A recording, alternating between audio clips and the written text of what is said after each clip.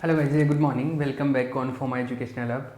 देखो, इस लेक्चर के अंदर हम लोग डाइफ्रैक्शन के बारे में, विवर्तन के बारे में बात करेंगे।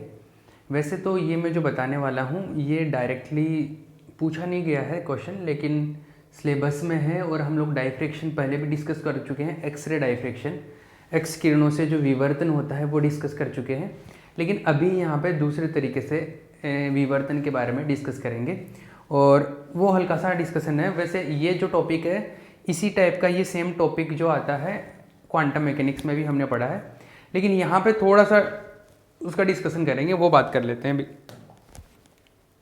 अभी क्या है ऐसा बोला गया कि हमने ये बोला था कि विवर्तन की जो घटना है, जो डाइफ्रैक्शन फेनोमेनन है, वो कब होता है? वो होता है अगर लेमडा जो होता है, जिस भी रे जो भी आपके पास में है, या इलेक्ट्रोमैग्नेटिक वेव या रे बोल लो आप, उस वेव का जो लेमडा है, वेवलेंथ, वो अगर डी की रेंज की है, डी मतलब जो लेटिस के लिए जो डी होता है वो जालकों के लिए, तो डी और लेमडा ये अगर एक ही परास में है, सेम रेंज में है, तो विवर्तन की घटना देखने को मिलती है उन किरणों से उस ठोस पदार्थ के साथ में। तो उस पर्टिकुलर ठोस जो सॉलिड मटेरियल है उसके साथ में उस पर्टिकुलर रे या वेव से हमारे को क्या होगा, डाइफ्रैक्शन जो होता है वो हो जाता है वहाँ पे। ये फिनोमिनन वहाँ पे देखने को मिलता है, विवर्तन। ठीक है, अभी हमने जो पढ़ा था, एक वो पढ़ा था कि एक्स किरणों से, एक्स रेज जो होती है उनसे हमने डाइफ्रैक्शन का फिनोमिनन देखा था। और एक्स रे से हमने इसलिए देख पाए थे हम लोग, एक्स रे से क्यों हो पाता है, क्योंकि एक्स रेज का जो लेमडा है वो ये जो सॉलिड मटेरियल्स के लिए डी होता है उसी रेंज का होता है, इसलिए ये पॉसिबल हो पाता है। लेकिन ये जो सेम सिचुएशन है दूसरे और भी चीज़ों के साथ में हो पाती है, ये विवर्तन की घटना। वो किसके साथ में? वो हो पाती है न्यूट्रॉन और इलेक्ट्रॉन, इनके साथ में भी विवर्तन की घटना देखने को मिलती है। डाइफ्रैक्शन का जो फिनोमिनन है वो हम लोग देख पाते हैं मतलब ऑब्जर्वेशन हो पाता है। क्यों? क्योंकि हम लोगों ने क्वांटम मैकेनिक्स में एक डी ब्रोगली हाइपोथेसिस आता है, डी ब्रोगली की परिकल्पना आती है, और डी ब्रोगली हाइपोथेसिस से हमारे को ये पता चलता है कि हर एक जो पार्टिकल होता है उसके साथ में एक वेव भी एसोसिएटेड होता है। हर एक कण के साथ में उसकी तरंग भी संलग्न रहती है, और अगर कण को तरंग मान लें हम लोग, उसके साथ में जो संलग्न तरंग है उसके बारे में बात करें, तो तरंग है, वेव है, तो उसका एक वेवलेंथ भी होगा, तरंग दैर्ध्य भी होगा, मतलब लेमडा होगा। तो इलेक्ट्रॉन और न्यूट्रॉन का जो लेमडा होता है, इनके साथ में ये जो पार्टिकल है, इनके साथ में जो संलग्न तरंगे होती हैं, इनके साथ में जो एसोसिएटेड वेव्स होते हैं, उनका जो लेमडा है, ये लेमडा भी कुछ ना कुछ इस रेंज का ही होता है, डी की रेंज का ही होता है, इसके आसपास होता है। तो हमारे को इस वजह से ये सॉलिड मटेरियल्स के साथ में, जब सॉलिड मटेरियल होते हैं उनके ऊपर अगर इनको इंसिडेंट कराते हैं, इलेक्ट्रॉन्स को या प्रोटॉन्स को, इलेक्ट्रॉन या प्रोटॉन का आपतन करवाते हैं अगर सॉलिड मटेरियल के ऊपर, तो उनसे भी विवर्तन की घटना देखने को मिलती है अपने को। आई बात समझ? तो ये मैं इलेक्ट्रॉन से और इलेक्ट्रॉन और न्यूट्रॉन की बात कर रहा हूँ। इलेक्ट्रॉन और न्यूट्रॉन इन दोनों से भी विवर्तन होगा, और इन दोनों से विवर्तन होगा तो हम लोग इसका जो लेमडा है वो कैलकुलेट करते हैं थोड़ा, कि लेमडा कितना होगा इसका। कि न्यूट्रॉन चल रहा है तो न्यूट्रॉन के साथ में जो संलग्न तरंग है उसके साथ में एसोसिएटेड वेव है, उसका लेमडा क्या होगा, और इलेक्ट्रॉन है उसके लिए लेमडा क्या होगा, ये हम लोग कैलकुलेट करेंगे। वेवलेंथ, तरंग दैर्ध्य, इसको डी ब्रोगली तरंग दैर्ध्य भी बोलते हैं, डी ब्रोगली वेवलेंथ भी बोलते हैं ना। तो ये चीज़ कैलकुलेट करें। चलो, क्यों हो पा रहा है, फिर से बात कर रहा हूँ, इसलिए हो पा रहा है क्योंकि इनके साथ में जो वेव्स होते हैं, इनके साथ में जो तरंगे होती हैं, उन तरंगों का जो वैल्यू होता है वो डी की वैल्यू के आसपास होता है, और डी की वैल्यू के आसपास होता है तभी ये घटना देखने को मिल सकती है। Got it? चलो इसके बारे में बात करते हैं। तो इलेक्ट्रॉन से विवर्तन, डाइफ्रैक्शन बाय इलेक्ट्रॉन।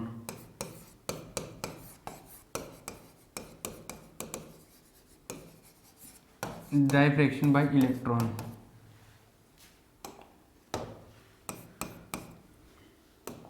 देखो, डायफ्रैक्शन बाय इलेक्ट्रॉन, तो इसमें लिखो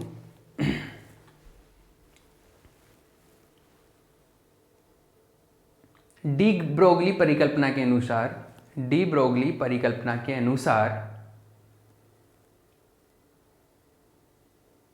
प्रत्येक गतिशील कण के साथ, डी ब्रोगली परिकल्पना के अनुसार प्रत्येक गतिशील कण के साथ, प्रत्येक गतिशील कण के साथ एक तरंग संलग्न रहती है, एक तरंग संलग्न रहती है। अतः गतिशील इलेक्ट्रॉनों के साथ भी उनकी संलग्न तरंगे होगी। अतः गतिशील इलेक्ट्रॉनों के साथ भी उनकी संलग्न तरंगे होगी, संलग्न तरंगे होगी। जब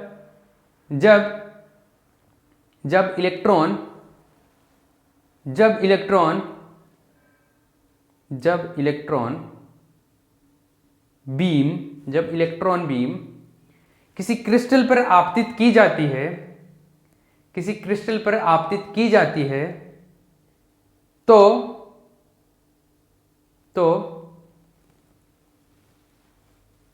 उनके संलग्न तरंगों का तरंगदैर्ध्य, उनकी संलग्न तरंगों का तरंगदैर्ध्य लैम्डा, उनकी संलग्न तरंगों का तरंगदैर्ध्य लैम्डा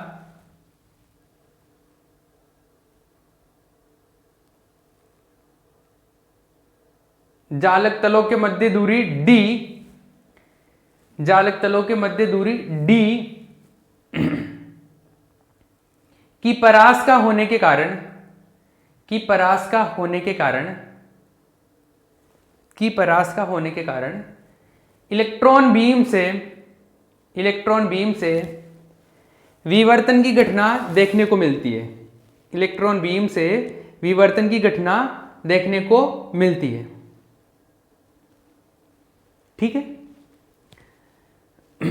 ये सेम चीज न्यूट्रॉन वाले में भी लिखनी है, सेम जो मैंने लिखा है, बस इलेक्ट्रॉन की जगह न्यूट्रॉन लिख देना आपको। अभी मैं पहले इंग्लिश में लिखवा देता हूँ। इंग्लिश में लिखो, according to de Broglie hypothesis, according to de Broglie hypothesis,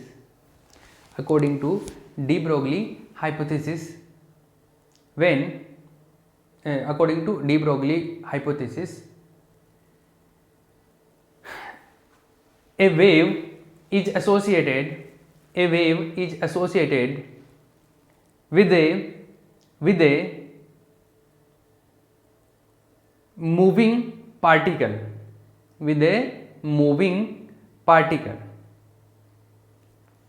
therefore when an electron beam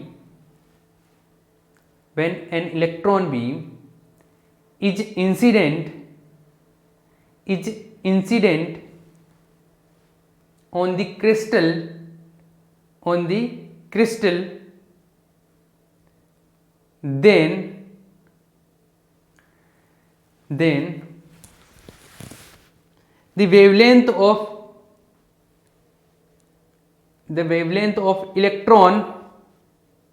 then the wavelength of electron is in the same range of, in the same order of, in the same range या order लिख लो, in the same order of distance between the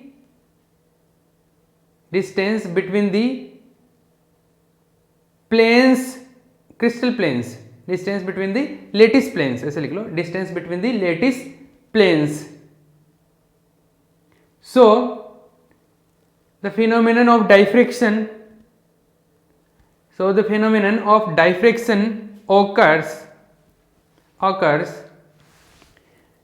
the phenomenon of diffraction occurs with electron beam, ठीक है, clear? चलो, तो अपने को ये समझ आ गया कि lambda of electron is equal to D. ये है सेम ऑर्डर के हैं, सेम रेंज के हैं, मतलब ये एंगस्ट्रॉम में है तो ये भी एंगस्ट्रॉम में, इस तरीके से, या ये एंगस्ट्रॉम में है तो ये नैनो के आसपास की रेंज में है। तो ये चीज़ है ना। अब देखो डी ब्रोगली का जो हाइपोथेसिस था, डी ब्रोगली का जो परिकल्पना था, उसने ये बोला कि कोई भी पार्टिकल है उसका द्रव्यमान m है। मान लो सपोज m द्रव्यमान का कण है, m द्रव्यमान के कण के लिए for the particle of mass m मास का जो पार्टिकल है उसके लिए लेमडा जो होगा वो होता है, जिसने क्वांटम मैकेनिक्स नहीं पढ़ी है उसके लिए मैं बता रहा हूँ, बाकी ये जिन्होंने क्वांटम मैकेनिक्स पढ़ी है उसमें तो ये डिटेल में मैंने बताया है, और जो भी जिस जहाँ से भी पढ़ी है उन्होंने बताया होगा। तो लेमडा जो होता है वो h/p होता है। h जो होता है प्लांक कांस्टेंट होता है, और p जो होता है संवेग होता है, मोमेंटम होता है। तो सिंस p जो होता है वो होता है m into V, mass into velocity, ये होता है द्रव्यमान इंटू वेग। तो लेमडा जो होता है वो होता है h/mv, ये होता है ना। इसको मैं इक्वेशन नंबर 1 पुट कर सकता हूँ, और यहाँ पे लिख भी सकता हूँ कि h क्या है, p क्या है, m क्या है। h तो है प्लांक कांस्टेंट, प्लांक नियतांक, प्लांक कांस्टेंट, प्लांक कांस्टेंट, और इसका वैल्यू होता है 6.6 इंटू 10 टू पावर -34। 6.6 होता है 23 होता है, I am not sure, but हाँ ये 10 टू पावर -34 की रेंज में होता है। और जो मास होता है इलेक्ट्रॉन का वो होता है 9.1 इंटू 10 टू पावर -31 kg, और वेलोसिटी जो भी आएगा वो आ जाएगा। ये लेमडा हो गया इलेक्ट्रॉन के लिए। तो कोई भी इलेक्ट्रॉन जा रहा है तो उसके साथ में वेव भी होता है एसोसिएटेड, उसके साथ में संलग्न एक तरंग होती है। उस तरंग का जो वेवलेंथ होगा वो उस वेवलेंथ ये होगा, उस तरंग का तरंग दैर्ध्य है। ठीक है, ये डी ब्रोगली से हमारे को पता चलता है कि एक जो पार्टिकल होता है वो वेव नेचर रखता है अपने आप में, एक कण का तरंग रूप भी होता है। ये क्वांटम मैकेनिक्स की बातें हैं, वो हमने वहाँ पे डिटेल में बात की थी, अभी यहाँ पे उतना डिस्कस नहीं करेंगे। अभी ये बात समझ आ गई कि लेमडा इसके लिए होता है। अब देखो दूसरी चीज़ मैं बात करता हूँ। देखो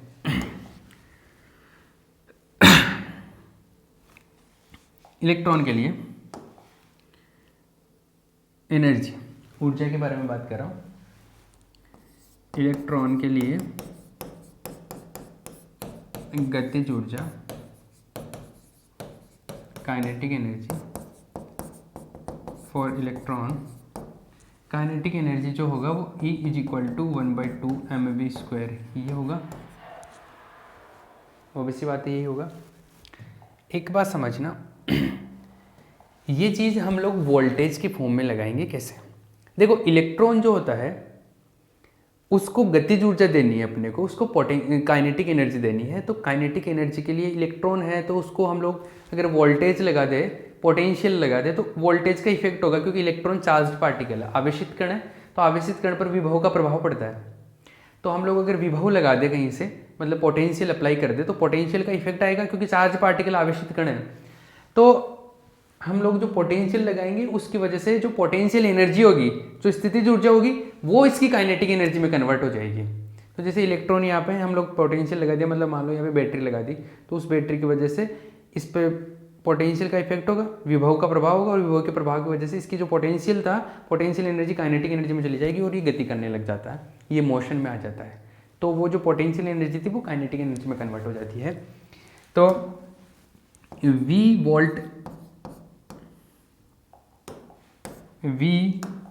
वोल्ट का मान लो विभव लगाया, V वोल्ट का विभव लगाने पर applying potential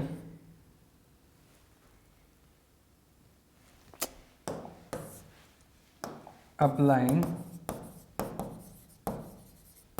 potential of voltage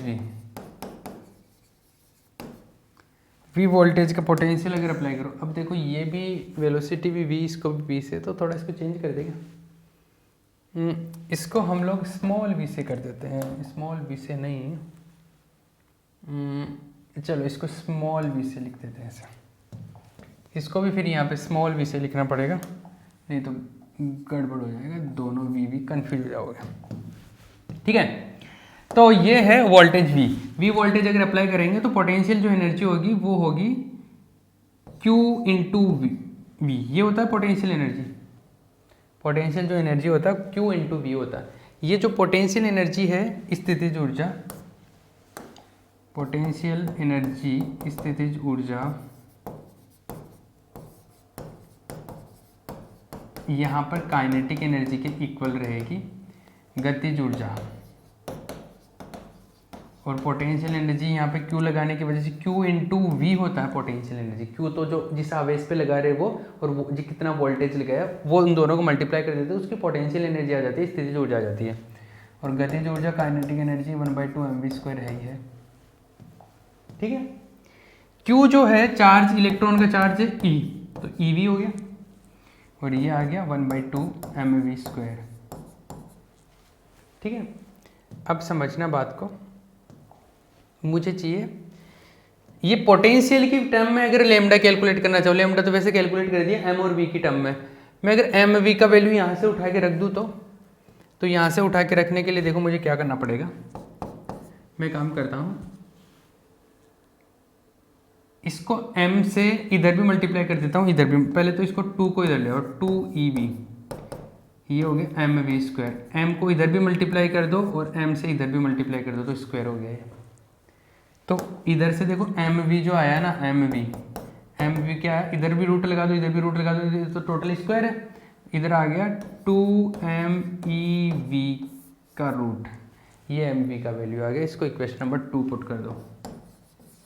ये जो वैल्यू है आप चाहो यहाँ पे रख सकते हो, यहाँ पे रख सकते हैं mv का वैल्यू इक्वेशन नंबर 1 में। तो by equation number 1 and 2, by equation 1 and 2 क्या होगा, lambda is equal to h/mv है, mv का वैल्यू ये आ जाएगा 2mev। गॉट इट, ये है lambda is equal to h/√2mev। अब देखो इन सब के वैल्यूज है,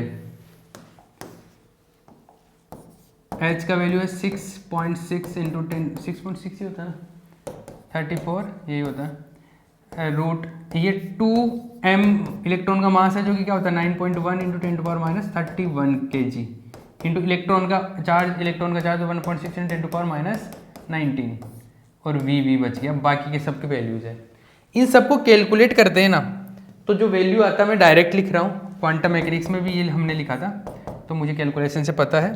तो ये जो वैल्यू आता है 12.27 आता है एंगस्ट्रॉम में, ये सब का वैल्यूज, और ये रूट में वी बच गया।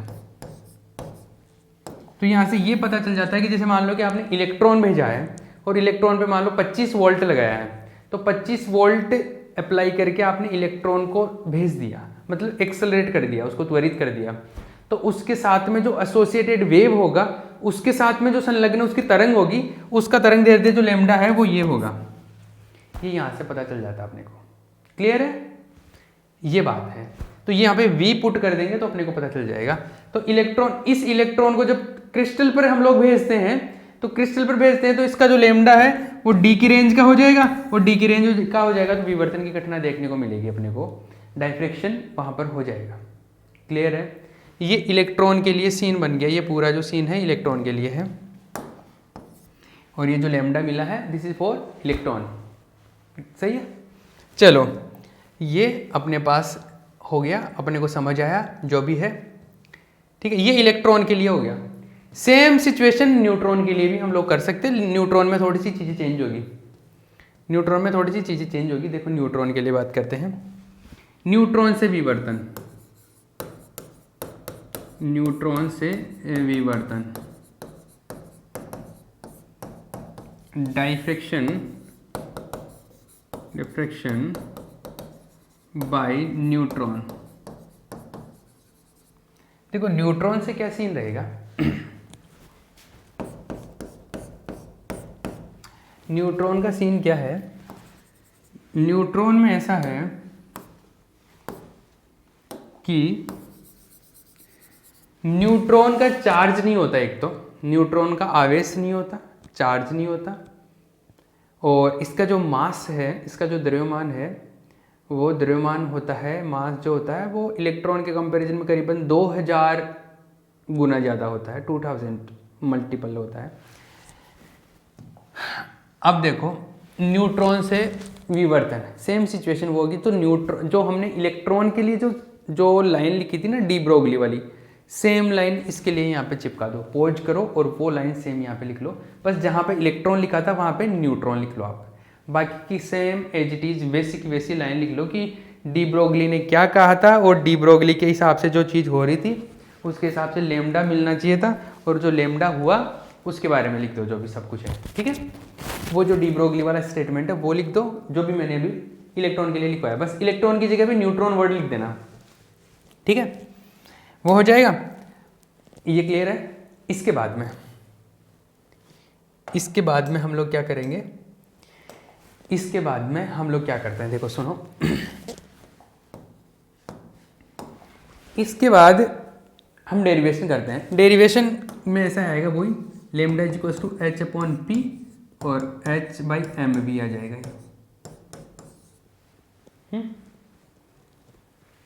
क्लियर है ना। अब देखो इलेक्ट्रॉन है ना, इलेक्ट्रॉन की जो एनर्जी, न्यूट्रॉन की एनर्जी की बात करते हैं, न्यूट्रॉन की। अब न्यूट्रॉन के पास में कोई आवेश तो है नहीं, तो वो जो लाइन लिखी थी ना उसके बाद में आप ऐसे लिख सकते हो, एक लाइन और लिखना, जो लाइन लिखी है ना वहाँ से कॉपी की है, उसके बाद में एक और लाइन लिख लेना कि न्यूट्रॉन एक आवेश रहित कण होता है। Neutron is a chargeless particle. Neutron एक आवेश रहित कण होता है। न्यूट्रॉन एक आवेश रहित कण होता है। Neutron is a chargeless particle.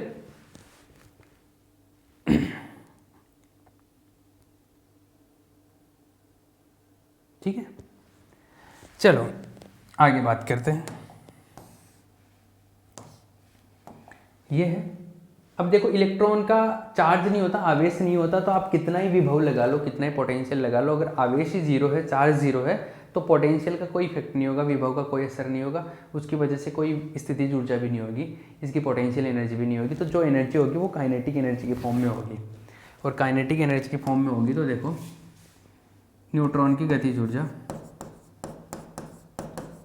Neutron की गतिज ऊर्जा, kinetic energy of neutron, kinetic energy of neutron, neutron की जो काइनेटिक एनर्जी है वो 1/2 mv², ऐसा हो गया। अब मुझे mv का वैल्यू चाहिए, तो मैं काम करता हूँ यहाँ से 2e = mv², इसको भी m से मल्टीप्लाई कर देता हूँ, इसको भी m से मल्टीप्लाई कर देता हूँ, m² v², तो ये हो गया mv का होल स्क्वायर उधर तो, और इधर आ गया 2me। ठीक है, ये है mv = √2me, ये हो गया इक्वेशन नंबर 2। तो mv का वैल्यू √2me यहाँ पे रख दो, तो लेम्डा बाई इक्वेशन 1 और 2 क्या होगा, lambda = h upon mv, mv का वैल्यू √2me। ठीक है, ये वैल्यू मिल गया। एच एम का दोनों का वैल्यू पुट कर दे, ई का एनर्जी का वैल्यू पुट कर दे, तो हमारे को ये लेम्डा मिल जाएगा यहाँ से। ठीक है, क्लियर,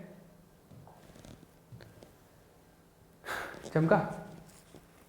ये बात है भैया, जो भी हमने ये पढ़ा है ये इस तरीके से मिलेगा। क्लियर, चलो ये लेम्डा का वैल्यू है जो कि हमारे पास में मिला है अपने को। ठीक है, ये न्यूट्रॉन के लिए है, तो इस तरीके से ये न्यूट्रॉन के लिए अपने पास में लेम्डा आ गया। अब न्यूट्रॉन और इलेक्ट्रॉन का कंपैरिजन भी आया हुआ है, एक छोटा क्वेश्चन आया हुआ है कि इलेक्ट्रॉन और न्यूट्रॉन का आप कंपैरिजन करो कि इलेक्ट्रॉन में क्या है, न्यूट्रॉन में। देखो एक क्वेश्चन आया हुआ है, कौन से ईयर में आया हुआ है, ये 2017 में आया हुआ है कि इलेक्ट्रॉन और न्यूट्रॉन का कंपैरिजन करो। इसका क्या करना है, तुलना करना है। ठीक है, तो हम लोग इसका कंपैरिजन कर देते हैं इलेक्ट्रॉन और न्यूट्रॉन का। ये छोटा क्वेश्चन पूछा हुआ है, तुलना। मैं इसको फटाफट कर देता हूँ क्योंकि मेरे पास में टाइम 5 मिनट है। कंपैरिजन की बात कर रहे थे हम। इसका जो कंपैरिजन है, जैसे कंपैरिजन कर ही लो, इधर इलेक्ट्रॉन लिख लो, इधर न्यूट्रॉन लिख लो। इलेक्ट्रॉन न्यूट्रॉन का ही पूछा है ना, इलेक्ट्रॉन न्यूट्रॉन का ही पूछा है, इलेक्ट्रॉन न्यूट्रॉन। देखो पहला एक तो इस पे आवेश होता है, ये चार्ज होता है इसका, और इसका चार्ज क्या होता है, 0 होता है। It is charge particle, charge particle. आवेशित कण होता है, आवेशित कण है, आवेशित कण है, और इसका चार्जलेस पार्टिकल है, चार्जलेस पार्टिकल है, चार्जलेस पार्टिकल है,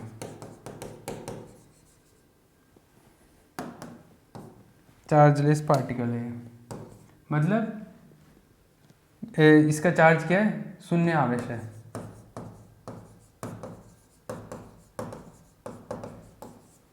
Q इज टू 0 है, और इसमें जो Q है वो होता है माइनस में 1.6 × 10⁻⁻19 कूलम, राइट। एक और एक पॉइंट लिखे तो ये जो इलेक्ट्रॉन होता है वो नाभिक के बाहर होता है, अरे न्यूक्लियस के बाहर होता है, और ये न्यूक्लियस के अंदर होता है। ये नाभिक के बाहर होता है, नाभिक के बाहर होता है।